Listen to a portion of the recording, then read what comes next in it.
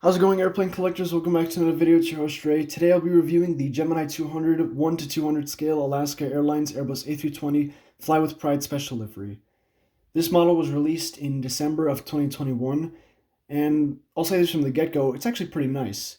This review will consist of a discussion of the box and its features, then an in-depth discussion and analysis of the model's features, and at the end of the video I'll tell you guys what I think of the model and whether or not I recommend it to other collectors. So let's start.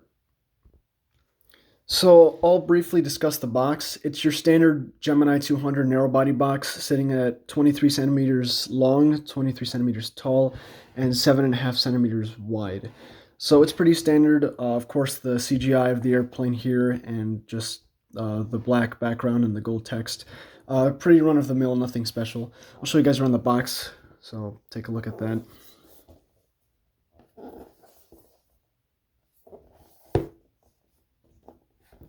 Here's the back. If you'd like to, you can read the false guarantees and the Gemini Jet's social media. Before I continue, I just want to point out a quality control issue with this box in particular. You guys can see that this edge here is kind of outswung and it's bent upwards here, so I'm not exactly sure what happened there. I'm not someone who really cares much about the boxes, but it's something that kind of irritated me. And yes, before you guys question it, it is fully shut, so if I open it like this, you guys can tell that it did arrive like that, so I don't think it was shipping. I'll show you guys around the inside of the box briefly. It's of course your standard Gemini 200 box, nothing special. Before I start talking about the model, I'd like to give a few remarks on the display stand. Honestly, I'm going to be transparent about this. It's terrible. The display stand is very tiny for a 1 to 200 scale Airbus A320. Or at least the support area is, and to make matters worse, it doesn't even fit properly, and when you do fit the display stand onto the model like bends downward like this, so overall the included display stand is terrible.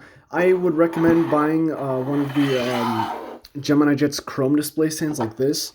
It fits right into the model, no problem, and if you give it a little push, it actually fits quite snugly and it looks really good. So that's just my comment on that. Now, contrary to the display stand, here's the model, which looks absolutely gorgeous. Before I give you guys a quick 360 and begin the discussion and review, let's get over some stats really quick. So the model from nose to APU, it's 19 centimeters long. The wingspan is 17.5 centimeters. And from the ground to the tip of the tail, it's 6.5 centimeters tall. So it's accurate to 1 to 200 scale, and it's a moderately sized model. So I'm not going to show you around the model really quick. Apologies if my fingers get in the way.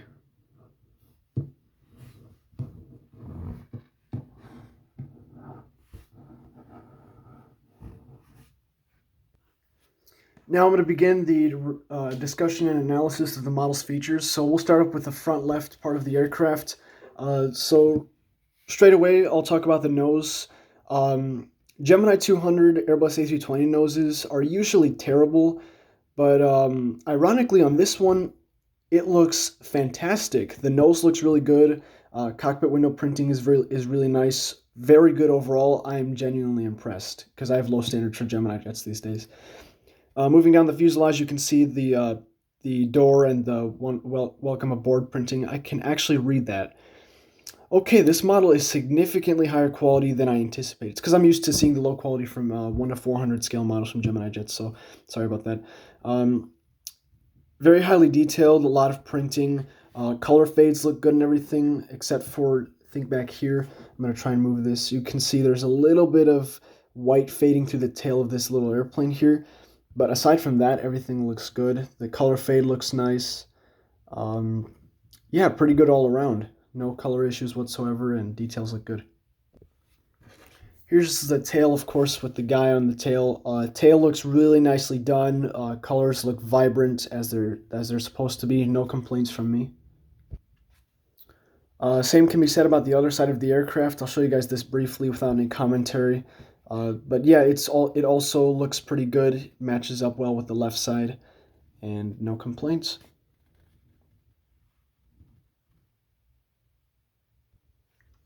Moving on to the wings look fantastic. There's a lot of molded detail into them. Painting looks very good. Is that a paint chip? I think there's, oh, kind of, never mind. I thought I saw a paint chip. No chips, no defects whatsoever. Extremely good quality control on this particular model.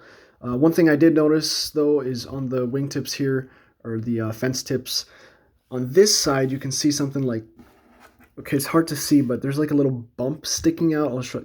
Okay, there you can kind of see it. There's a little weird bumps that's sticking out there. It's just a defect from the production process. I'm gonna assume, but that's kind of irritating because I'm very picky about wingtips. But I think it can slightly be forgiven because the rest of this model, I think, kind of makes up for it. Here's the bottom of the wing, not exactly detailed, just it's just painted. Here's what the inside of the fence tips looks like, if you're curious.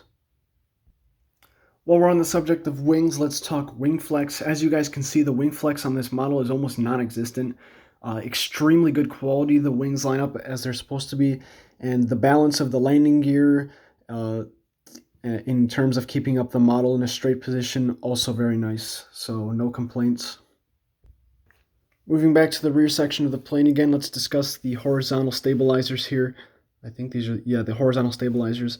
They look good, decent amount of printed detail on them. Wing flex looks fine, no quality control issues. Here's the bottom, nothing really to see there. Yeah, APU looks fine, definitely not as detailed as earlier releases because it's just a little bump here. Not a complaint, but it would be nice to see at least some sort of APU detail. Let's talk antennas. So there's a fairly decent number of antennas and communications things on the aircraft. There's 3 up on top, in addition to a 3D red light bulb here. It looks really cool. And a Wi-Fi dome also looks accurate, seems accurate at least. I'm actually not entirely sure if that's the correct Wi-Fi dome, but so I won't say anything about it. And of course, there's the small antenna back here.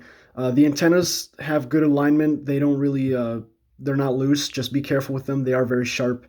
So when handling the model, make sure not to poke yourself.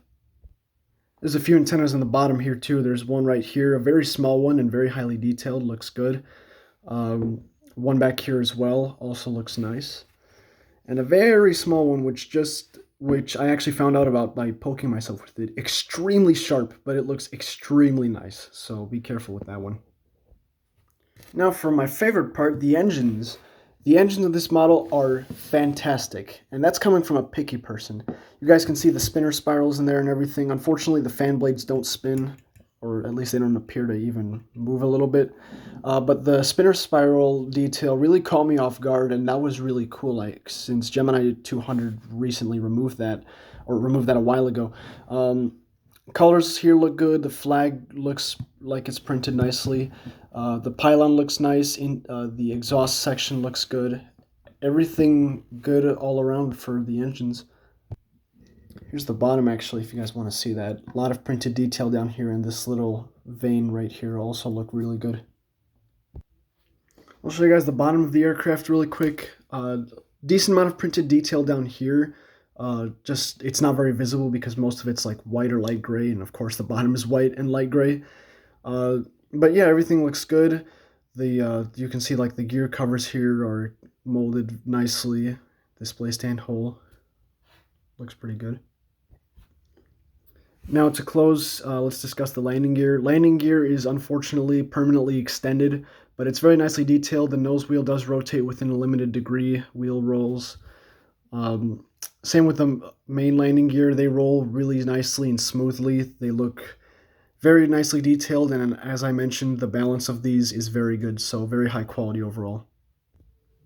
And that concludes the review. If I missed anything, feel free to comment that down below. Now time for my personal opinion. Overall, if you guys couldn't tell already, I really like this model, and I 100% recommend it to any other collector who can get their hands on it.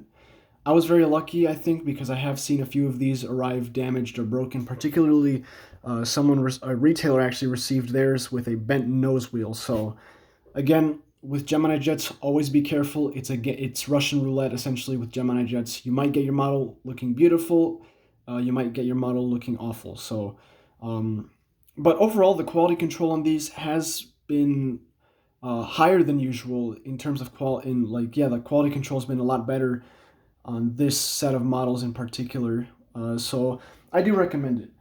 It's a very nice model, and that's all I really have to say about it. Thank you so much for watching. As I mentioned earlier, if you guys have any questions, feel free to drop those down below. Tell me what you think of the video and any suggestions I could take into account for future content. Like, comment, and subscribe. Stay tuned for more airplane and siren content, and I'll see you guys later.